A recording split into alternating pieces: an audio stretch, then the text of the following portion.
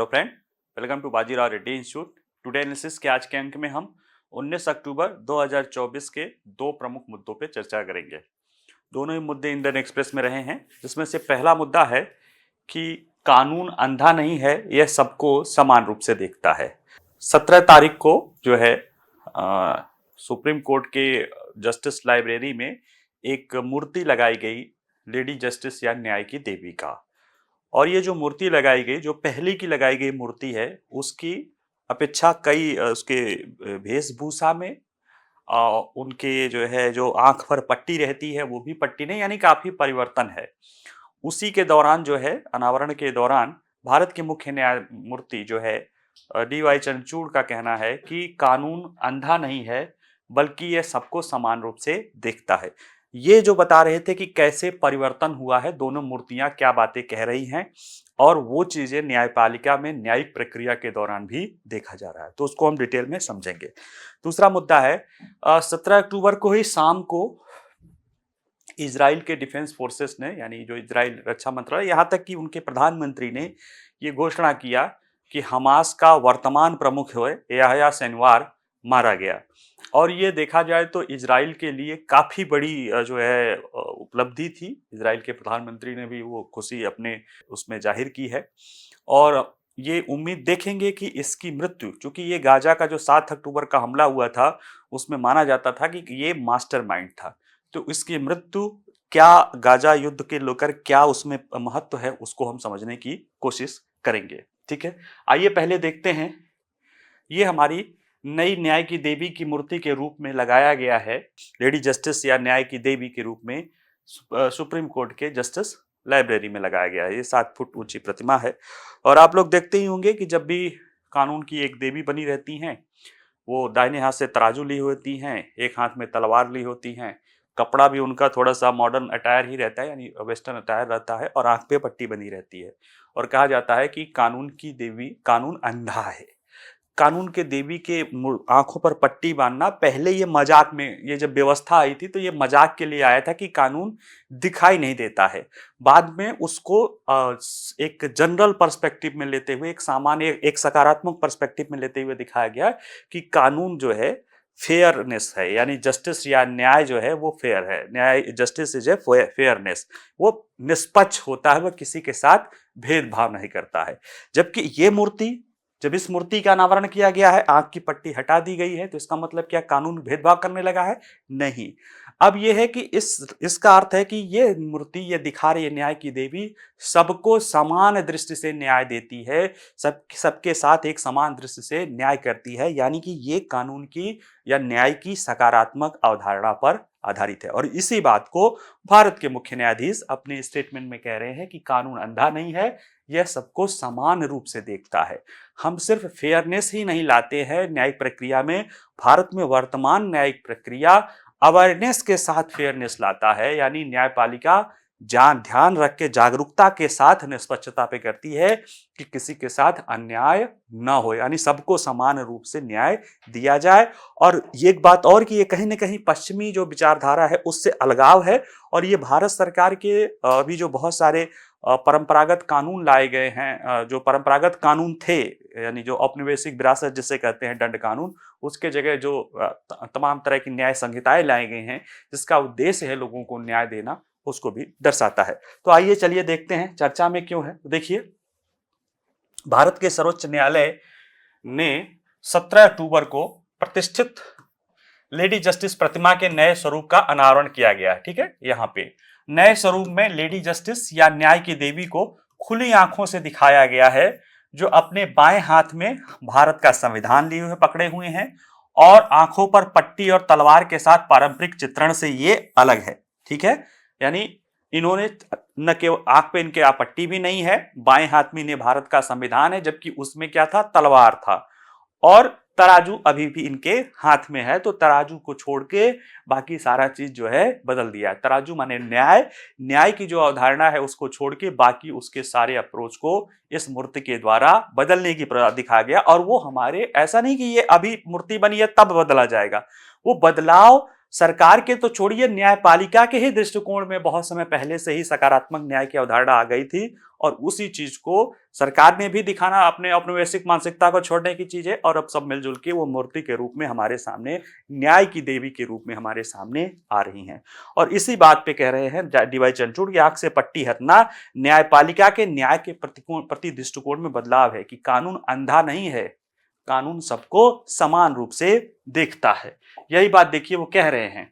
इस दोनों मूर्तियों को देखिए, तराजू यहां भी है, तराजू यहां भी है। यहाँ पे एक ड्रेस है वेस्टर्न, यानी कि ये पश्चिमी अवधारणा में, चूंकि न्याय की देवी ग्रीक से ली गई थी, फिर बाद में वहां से आगे बढ़ते हुए थेमिस, फिर जस्टिस आगे बढ़ा। और ये देखिए ये भारतीय वेशभूषा में है, ये हाथ में तलवार ली हुई है। तलवार क्या है? दंड या अथॉरिटी का प्रतीक है कि न्याय की देवी के अंदर दंड देना है या अथॉरिटी है, यह दंड देने का प्रतीक है। और यहाँ पे है संविधान। संविधान मतलब कानून का शासन है। कानून के शासन के अनुसार, संविधान के अनुसार सभी के साथ न्याय किया जाएगा और ये कानून के शासन के साथ न्यायपालिका भी उसी के तहत बधी हुई है। पट्टी बधी हुई है यानी सबके साथ समानता का व्यवहार करना है। पट्टी खुली हुई है यानी किसी के साथ भेदभाव नहीं करना है।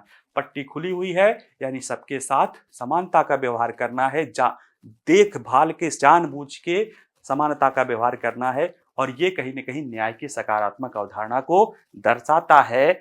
और यही बात सीजीआई, यही चीजें सीजीआई कह रहे हैं कि ये कहीं न कहीं आधुनिक भारत में न्यायपालिका के जागरूकता के साथ निष्पक्षता, देखिए पट्टी बांध के निष्पक्षता या फेयरनेस की बात की जा रही है, पट्टी खोल के ये बता रही है कि न्यायपालिका या जुडिशरी अवेयरनेस के साथ फेयरनेस या जागरूकता के साथ निष्पक्षता पर बल दे रही है। साथ ही साथ अब कह रहे हैं कि कानून अंधा नहीं है, ये सबको समान रूप से देखता है। और यह बदलाव पुराने प्रतीकों को पालन करने के बजाय स्पष्टता और अंतर्दृष्टि के साथ न्याय सुनिश्चित करने पर न्यायपालिका के फोकस है।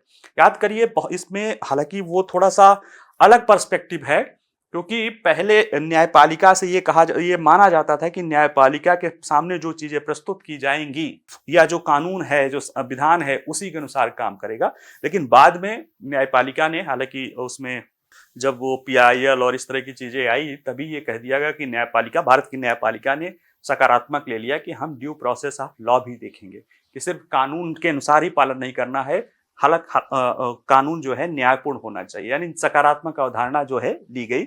और हमारे यहाँ पे जो आपराधिक प्रणाली थी उसमें तो चलो निष्पक्षता और ये थी ही, लेकिन जो सोशल जो है सिस्टम था या जो सामाजिक न्याय वाली अवधारणा थी वो तो सकारात्मक अवधारणा पे ही आधारित थी। न्यायपालिका ने भी देखिए पुराने प्रतीक को बदलते हुए, जैसे तलवार के स्थान पे जो पारंपरिक रूप से सत्ता और दंड का प्रतीक है, मूर्ति में भारत का संविधान रखा गया है। ये संवैधानिक सिद्धांतों और लोकतांत्रिक मूल्यों के आधार पर न्याय दिया जाएगा, न कि दंड और अथॉरिटी के आधार पर। संविधान को गले लगाकर मूर्ति न्यायपालिका की कानून के शासन को और अधिक सैद्धांतिक और संतुलित तरीके से बनाए रखने की बात को ये कह रहा है। निष्पक्षता और समानता का प्रतिनिधित्व करने के लिए न्याय के तराजू को न्याय की देवी के दाहिने हाथ में रखा गया है, जिससे उस संतुलन को बल मिलता है जो न्यायपालिका अपने निर्णय में देता है, यानी उसे नहीं बदला गया है। जो न्याय निर्णय का जो बल है कि बराबर तराजू, वो अभी भी है, बाकी चीजें जो है अप्रोच बदल दी गई है। तो देखिए ये परंपरा और आधुनिकता के साथ तालमेल बैठाने की इसमें कोशिश की गई है। पुनः डिजाइन की गई मूर्ति देखिए, एक और उल्लेख तत्व जो है साड़ी पहने हुए न्याय की देवी है, जो भारत की सांस्कृतिक विरासत का ये प्रतीक है। साड़ी पहने हुई न्याय की देवी आधुनिक प्रतीकवाद को पारंपरिक भारतीय सौंदर्य शास्त्र के साथ जोड़ती है। यह मूर्ति न केवल एक कानूनी प्रतीक बन सकती बल्कि देश के मूल्यों और पहचान का भी ये प्रतिनिधित्व करती है। इस मूर्ति को जिसने बनाया है, उनका कहना है, उनकी अप्रोच ये बनाने के पहले कुछ सोच तो रहती होगी दिमाग में, तो उनका सोच ये था कि भारत सरकार ने उपनिवेशवाद से मुक्ति को लेकर कई सारे पहल शुरू की गई है और सरकार द्वारा जो पिछले साल जो है 3 कानून लाए गए थे। कौन कौन से? भारतीय न्याय संहिता, भारतीय नागरिक सुरक्षा संहिता और भारतीय साक्ष्य संहिता। इन तीनों ने Indian penal code, criminal procedure code और भारतीय एविडेंस एक्ट का स्थान लिया। और कहीं न कहीं जो वो पीछे के तीनों जो है परंपरागत कानून थे, वो उपनिवेशिक शासन द्वारा लोगों को दंड देने के लिए लाए गए थे। ये जो व्यवस्था लाई गई है, ये लोगों के साथ न्याय करने की बात लाई गई है और यही बात जो है इसमें भी कहा गया है कि भारत के कानूनी ढांचों को खत्म करने के उद्देश्य से नई न्यायिक सुधारों के मद्देनजर किया गया है। जैसे भारतीय दंड जैसा औपनिवेशिक कानून का हाल ही में भारतीय न्याय संहिता जैसे समकालीन कानूनों के साथ ये जो है बदलाव किया गया है। तो ये रहा हमारे न्याय प्रणाली में चीजें। देखिए ये है याहिया सिनवार, कईयों के लिए ये राक्षस है, कईयों के लिए ये देवता भी होगा, बहुत सारे लोगों के लिए होगा, लेकिन जिस तरह के ये कार्य कर रहा है, या कई बार क्या होता है ना, हम इसको यहाँ पे गांधी जी को कोट करेंगे, जिसको देवता लगता होगा उसके लिए भी, जिनको राक्षस लगता है उनके लिए तो है ही है, कि सिर्फ हमारा साध्य पवित्र नहीं होना चाहिए, हम जिस साधनों से उसे प्राप्त कर रहे हैं वो भी पवित्र होना चाहिए। तो हम तो गांधी के देश हैं साध्य और साधन की, फिर भी एक वर्तमान व्यवस्था में जो है किसी भी देश के लिए जो है, किसी भी देश की व्यवस्था के लिए जो है आतंकवाद की कृत्य को कोई भी सहयोग नहीं कर सकता है। कुछ लोग कर सकते हैं, इसलिए मुझे ये बताना पड़ रहा है, लेकिन फिर भी आतंकवाद के कृत्य को कोई नहीं सहयोग कर सकता है। और 7 अक्टूबर जैसी घटना हो, या 9/11 जैसी घटना हो, या मुंबई बम विस्फोट जो है, मुंबई हमला हो 26/11 वाले जैसे, इस तरीके से बहुत सारे कुछ दुर्दांत घटनाएं होती हैं ना, जो लोगों को, दुनिया को हिला के रख देती है। और टेररिज्म का उद्देश्य ये है लोगों को भय से कापाना। तो वो ये जो है उस 7 अक्टूबर की घटना का मास्टरमाइंड था। और 17 अक्टूबर को एक इजरायली हमले में ये मारा गया। उसका वीडियो भी इजराइल ने जारी किया, जो कि काफी मतलब एक तरह से देखने लायक नहीं स्थिति है, मतलब सामान्य प्रक्रिया में देखने लायक नहीं है। बाकी तो इसका मारा जाना कहीं ना कहीं इजराइल के लिए काफी महत्वपूर्ण है। और गाजा युद्ध, चूंकि 7 अक्टूबर के बाद जो है हमला जो शुरू हुआ था, तो गाजा युद्ध शुरू हुआ था। और गाजा युद्ध जो शुरू हुआ था वो 2 उद्देश्यों से हुआ था। उसके 2 क्लियर कट उद्देश्य थे। पहला था कि हमारे जितने भी बंधक गए हैं उनको वापस लाना है, और दूसरा यानी जो मेन उद्देश्य था वो ये था कि गाजा में या हमास को इस पूरे दुनिया से, इस पूरे पृथ्वी से, सिर्फ गाजा से नहीं, इस पूरे पृथ्वी से हमास को समाप्त कर देना है, नेस्तनाबूद कर देना है। उसमें काफी 1 साल से ज्यादा का युद्ध चल रहा है, काफी लोगों की जान गई है, काफी लोग मारे भी गए हैं। हमास के भी कई सारे लीडर्स मारे गए हैं। हमास का जो इस्माइल हनिया जो उसका प्रमुख था वो मारा गया है। जो डैफ है वो मारा गया है, मोहम्मद डैफ जो उसका सैन्य प्रमुख था वो मारा गया है। ये उसका गाजा में राजनीतिक प्रमुख था और इस्माइल हनिया के बाद सैन्य प्रमुख बना था, और इसे भी मारा गया है। और इस तरह से देखा जाए तो लीडरशिप लगभग खत्म ही हो गई है। अभी ये नहीं है कि पूरी तरह से हमास खत्म हो गया है, अभी भी करीब 100 से ज्यादा बंधक जो है हमास के कब्जे में है। तो ऐसे में हमें यह समझना जरूरी है कि इसका क्या महत्व है, कौन सिनवार कौन था, उसका क्या महत्व हमास के लिए क्या था, उस जो 7 अक्टूबर की घटना है उसमें इसका क्या योगदान है। ऐसे में समझेंगे कि इसकी मृत्यु से गाजा वाले युद्ध में क्या परिवर्तन आने की संभावना है। आइए पहले देखते हैं चर्चा में क्यों है। तो देखिए 7 अक्टूबर की शाम को इजरायली डिफेंस फोर्सेस ने घोषणा की कि उसने दक्षिणी गाजा के रफा में एक लक्षित जमीनी अभियान में हमास प्रमुख याहिया सिनवार को मार गिराया, और इसमें 3 और आतंकवादियों के साथ इसे मारने की पुष्टि की गई। और इसके लिए इसका डीएनए टेस्ट कराया गया। डीएनए के लिए जो इसके पास सूचनाएं थी, चूंकि ये 22 साल तक इजराइल के जेलों में रहा था, तो इसकी पूरी सूचनाएं उसके पास थी इजराइल के, तो उससे मिलाया गया और इसके बाद ये कंफर्म किया गया कि हाँ यही याहिया सिनवार है जो कि मारा गया है। और या इजराइल द्वारा याहिया सिनवार की हत्या या किलिंग गाजा में वर्षों से चल रहे युद्ध में संभवतः सबसे महत्वपूर्ण घटना के रूप में एक है। क्योंकि इसको अगर हम महत्वपूर्ण घटना कह रहे हैं तो इसके पीछे जरूर कोई वजह होगी, और वो वजह है खुद याहिया सिनवार और उसका इतिहास। याहिया सिनवार का जन्म 1962 में गाजा के ही खान यूनिस यानी दक्षिणी गाजा में एक खान यूनिस शरणार्थी शिविर है, उस समय वो मिस्र के कब्जे में था, वो पूरा इलाका वहां पे हुआ था। और फिर ये बाद में जब 80 के दशक में आता है तो इसने मुस्लिम ब्रदरहुड जो है जो मिस्र का है उसमें ये शामिल हो जाता है। फिर उसने जो है हमास के आंतरिक सुरक्षा बल यानी जो हमास का गाजा में जो इंटीरियर पुलिस एक तरह से कह सकते हो या इंटेलिजेंस के रूप में कह सकते हो, अल मजाद ब्रिगेड बोला जाए, अल मजाद जो है उसका यह संस्थापक रहा है। और इसका काम क्या था, गाजा में आंतरिक सुरक्षा मामलों का प्रबंधन करना था। संदिग्ध किसी इजरायली एजेंट को पकड़ा जाए या कोई फिलिस्तीनी जो वेस्ट बैंक का है जिसको लगता है कि वो इजराइल की मदद कर रहा है उसे एलिमिनेट करना है। और इजरायली खुफिया एजेंसियों के किसी भी प्रभाव को रोकना था अल-मजाद, जिसका संस्थापक ये रहा था याह्या सिनवार। इसके अतिरिक्त याह्या सिनवार जो है हमास की जो सैन्य शाखा है उसका नाम है अल कासिम ब्रिगेड। यानी ये 7 अक्टूबर के हमले के बाद से देखा जाए तो वहां की सबसे बड़ा मिलिशिया संगठन था, क्योंकि अब तो लगभग खत्म ही हो गया है तो इसलिए अब नहीं, लेकिन उसके पहले तक ये उसके सबसे सक्रिय और सबसे बड़े मिलिशिया समूह रहा है अल कासिम ब्रिगेड। इसका भी संस्थापक माना जाता था, हालांकि इसका जो है हेड बाद में गैप था। 2011 में ये एक कैदी विनिमय में पकड़ा जाता है। 2011 के पहले तक ये उसके 22 साल तक इजराइल के जेल में रहा था। इसका 2 बार तो इसको ब्रेन ट्यूमर का ऑपरेशन इजराइल ने करवाया था और इजराइल को लगता था कि ये शायद उसका असर हो सकता है, संभवतः इसीलिए शायद छोड़ा भी हो समझौते की रिहाई के लिए, लेकिन हुआ इसका बिल्कुल उल्टा। और ये देखा जाए तो तेजी से आगे बढ़ता है। 2017 में जब इस्माइल हनिया गाजा के राजनीतिक प्रमुख से लेकर जो हमास का पोलिट ब्यूरो का प्रमुख बनता है, यानी पूरे हमास का लीडर बनता है, तब ये गाजा का राजनीतिक प्रमुख बन जाता है। मोहम्मद डैब सैन प्रमुख रहता है और इस तरह से ये दोनों लोग मिलकर गाजा के में जमीनी स्तर पे अपनी जो है कार्रवाइयां कर रहे थे। और बाकी जब इस्माइल हनिया मारा जाता है कहाँ पे, ईरान में एक मिसाइल या और तरह के अटैक में, इसके बाद ये जो है हमास का चीफ बन जाता है। और जब ये हमास का चीफ बनता है उसके कुछ दिन बाद ही ये हो जाता है। इजराइल ने इसे कह रखा था कि ये एक मरा हुआ आदमी है जो चलता फिरता मरा हुआ आदमी है जो चल फिर रहा है। सिनवारा हमास के लिए क्यों महत्वपूर्ण था, तो अभी इसको देखा ही गया है कि ये सारे उसकी चीजें हैं। इसमें देखिए तो ये अपनी मृत्यु के समय तक सिनवार हमास का सबसे शक्तिशाली व्यक्ति था। जब इजराइल ने हमास के राजनीतिक ब्यूरो के प्रमुख इस्माइल हनिया और सैन्य कमांडर मोहम्मद डेब और अन्य शक्ति केंद्रों को समाप्त कर दिया गया था, तो ये सिनवार ही था, यह सिनवार ही था जो अकेले एकमात्र प्रमुख निर्णयकर्ता के रूप में हमास के मामले को निर्णय ले रहा था। और जैसे जैसे इजराइल प्रमुख व्यक्तियों को एलिमिनेट करता गया इसकी ताकत बढ़ती गई।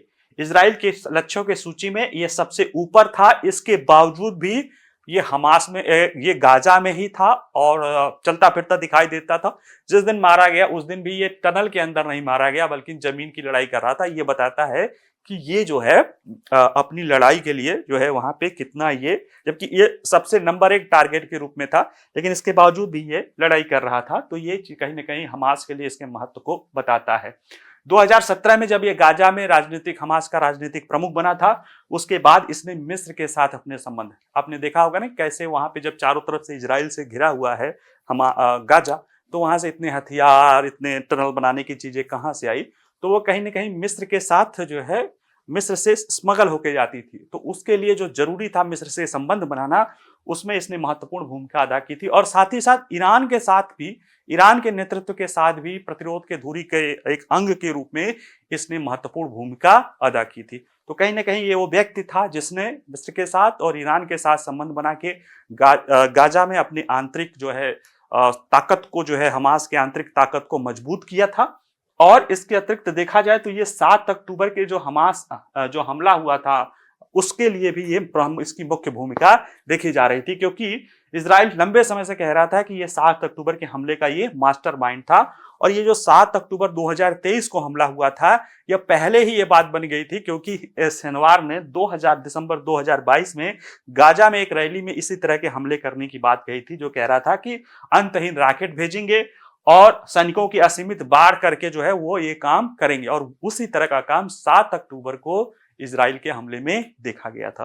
तो कहीं ना कहीं ये बताता है कि इसका महत्व जो है हमास के लिए कितना था। अब ऐसे में अब इतना महत्वपूर्ण व्यक्ति था अगर हमास के लिए, तो उसका मारा जाना ये क्या इजराइल के लिए जो है सिनवार का खात्मा क्या महत्व है, तो देखिए हमास के लिए ये बहुत बड़ा झटका होगा, क्योंकि ये पहले से ही अपने अस्तित्व का संकट कर रहा है। क्योंकि 24 उसके पास अपनी बटालियन थी, उसमें से 23 बटालियन 9 सितंबर को ही जो है इजराइल के जो है 9 अक्टूबर को इजराइल के प्रधानमंत्री ने बोला कि 9 अक्टूबर को ही बताया कि वो समाप्त हो गया है। तो उसके बाद ये अस्तित्वगत संकट से ये सब झेल रहे हैं। और ऐसे में फिलिस्तीन में शत्रुता को जो है समाप्त करने के लिए जो है एक तरह से रास्ता भी हो सकता है। क्यों? क्योंकि अभी जो लड़ाई हो रही है ये कहीं ना कहीं इजराइल का उद्देश्य क्या था? हमास को पृथ्वी से मिटा देना था और अपने बंधकों को वापस लाना है। तो अब सिनवार की मृत्यु हो गई है, मोहम्मद डैब की मृत्यु हो गई है, इस्माइल हनिया की मृत्यु हो गई है, और ऐसे में अगर ये उस जितने लोगों की गया है उसमें से सबसे प्रमुख है, उसकी मृत्यु होने से ये रास्ता आगे खुल सकता है और ये दिखाया दे रहा है कि ये आगे बढ़ेगा, क्योंकि हमास और फिलिस्तीनी इस हार पर कैसे प्रतिक्रिया देंगे ये तो नहीं पता है, लेकिन जो सहयोगी देश हैं, यानी जो अमेरिका है और जो इजराइल के सहयोगी देश हैं, वो कह सकते हैं भाई अब गुस्सा ठंडा कर लो, तुमने जो है जो हासिल करना था वो बहुत कुछ हासिल कर लिए हो, अभी बचा हुआ जो क्या है कि इनके जो बंधक हैं उनके रिहाई के लिए प्रयास किया जा सकता है। और इसीलिए है कि क्या सिनवार की मौत का मतलब है इजराइल की जीत है? अगर इजराइल के उद्देश्य को देखोगे तो वो हमास अभी भी है, लेकिन अब उस एक कहते हैं ओपन एंडेड की बात छोड़ दिया जाए तो इजराइल ने हमास के सैन्य ताकत को तो बहुत कुछ एक तरह से कह सकते हो कि लगभग समाप्त कर दिया है। उसका जो दूसरा लक्ष्य है कि अपने जो बंधकों को वापस लाना है, अभी भी लगभग 100 से अधिक बंधक इजराइल का हमास में है, गाजा में या कहीं भी हमास के कब्जे में है। अब प्रश्न है कि अभी तक जब बंधकों की कोई बात हो रही थी तो जो सिनवार था ये उसका बहुत विरोधी था, वो वार्ता करने और उनको छोड़ने का पक्षधर नहीं था, क्योंकि इसको लगता था इसको कुछ मिलना नहीं है, इजराइल ने पहले ही नंबर 1 टारगेट पे तो इसको तो उड़ा ही देना है, तो ऐसे में वो इसका विरोधी रहा है। अब वो नहीं है तो संभवतः हो सकता है बंधकों पर बात बन जाए। यही बात जो है नेतन्याहू ने भी कहा है कि बंधकों को वापस लाना राजनीतिक रूप से महत्वपूर्ण है। नेतन्याहू ने गुरुवार को कहा कि मैं उन सभी लोगों से आह्वान करता हूं जिन्होंने बंधकों को रखा है, जो कोई भी अपने हथियार डालकर उन्हें वापस करता है हम उन्हें जाने देंगे और जीने देंगे। और ये पहले कहता तो नहीं मानता, लेकिन आज मान सकते हैं क्योंकि उनके सभी टॉप लीडर्स को इजराइल ने समाप्त कर दिया है। तो जो एक रेजिस्टेंस सिनवार का आ रहा था वो समाप्त हो गया है। तो संभावना ये हो सकती है कि अब शायद बंधकों की रिहाई होने के बाद लोग जो है इजराइल को रोक सकते हैं। हालांकि कुछ लोग ये भी कह रहे हैं कि प्रधानमंत्री ने कहा कि युद्ध मेरे प्यारे भाई अभी खत्म नहीं हुआ है और वो अपने राजनीतिक ताकत बढ़ाने के लिए ओपन एंडेड रूप से उसको बढ़ाते रह सकते हैं। लेकिन जहां तक और कुछ जो सकारात्मक प्रवृत्ति के लोग सोचने पर हैं, क्योंकि अमेरिका में चुनाव है तो अमेरिका का भी दबाव पड़ेगा कि अगर बंधकों की रिहाई हो जाती है तो इजराइल के प्रधानमंत्री को समझाया बुझाया जा सकता है कि वो इस युद्ध को समाप्त कर लें। तो ऐसे में सिनवार की खात्मा कहीं ना कहीं एक तो गाजा के युद्ध को जो है उसको 7 अक्टूबर की जो घटना है उसकी एक तरह से लगभग परिणति की तरफ पहुंचा रहा है। दूसरी तरफ एक आशा का भी किरण कर रहा है कि इस संभवतः ये जो एक मध्य पूर्व का संकट जो पूरी दुनिया के सामने दिखाई दे रहा है उसके खत्म होने के भी आसार हो सकते हैं। अब ये निर्भर करता है कि जो बचा हुआ हमास का नेतृत्व है वो इसके साथ कैसे रिप्लाई करता है। ठीक है, चलिए आज के लिए इतना ही। बाकी जो है आप पढ़ते रहिएगा, कोई प्रश्न हो तो पूछ सकते हैं। वीडियो को लाइक करिए, शेयर करिए। नमस्कार, धन्यवाद।